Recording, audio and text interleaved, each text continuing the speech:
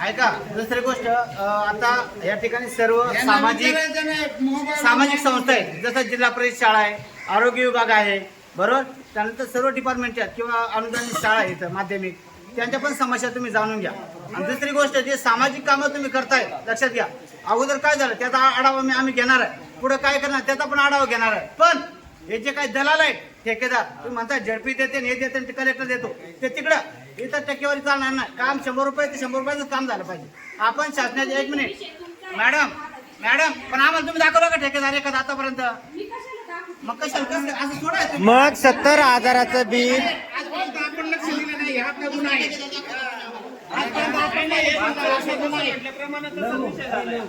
आता 5 वर्ष झालेली की शेवटचे क्षणाला सगळेच जण आता 2-3 ग्रामपंचायत सभेपासून खूप गर्दी चालली आहे.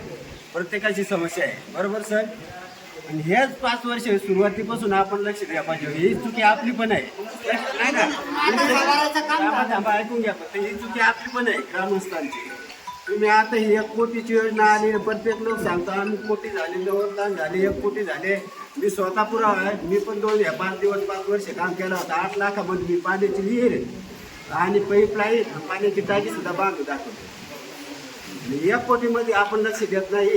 मग आपण पुढे आता बोलण्यापेक्षा आपण सुद्धा अजूनही सुरुवात अजूनही वेळ गेली नाही, सुरुवातीला गेली नाही. तुमच्याकडून मला बोलणार न बोलणार साधना असो, ग्राउंडसाठी किती असो, पण तिथं अध्यक्ष आहे, सरपंच उपसरपंच भावजे आहे, त्यांनी सुद्धा हे काम हाताळलेलं आहे. शिक्षक असून मी अडाणे तुम्हाला माफी का मागितली? कारण आजपर्यंत आपण झोपलेलो होतो, आता जागा झालो ना, पूर्ण विकास करायचा. सुरुवात आहे, खूप चांगली आहे. अशी सुरुवात राहू द्या. दुसरी गोष्ट, परत एक टाइम मी परत एक मुद्दा सांगतो. गौण खनिजाचा विषय कोणीच काढत नाही, पण मी स्वतः काढतो, अजूनही स्वतः काढतो. उरला 10-20% आहे ना, त्याच्यावर तरी परत लक्ष द्या. कितीच गौण खनिज विकू काय ह्या पाहिजे. इथं स्वतः सदस्य पुरावा मिलवालेलं एवढं डबल दिलं त्यांनी, किती 500 गाड्या दिल्या का 100 गाड्या दिली, त्याच्याशी मला काही घेणं देणं नाही. मला स्वतःला बोलून घेतलं होतं ते अंकित शेटने, तुझं काय असेल माझी सरपंच मी करून देतो म्हटलं. असं केलं असतं का तर आपल्या मांजरपाडा प्रकल्पावाला मला 5 लाख रुपये आहे ना खिशात घालायला, तेव्हा मला नाही ते लोक पाहिजे होते. हा पाहिजे सदस्यच पुरावे परत ह्या गोष्टीवर का कोणी बोलत नाही.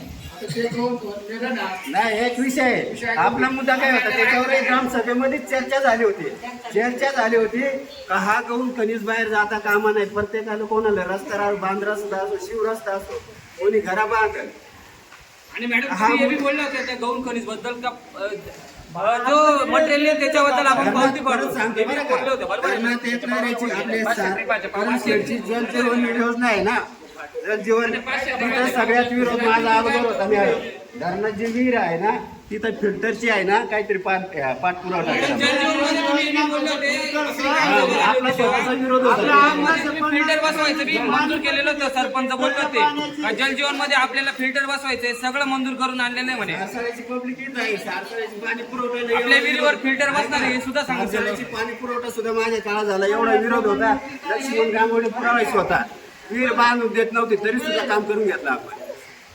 540 रुपये करून पूर्ण काम झालं. आपलं सगळ्यांचं सांग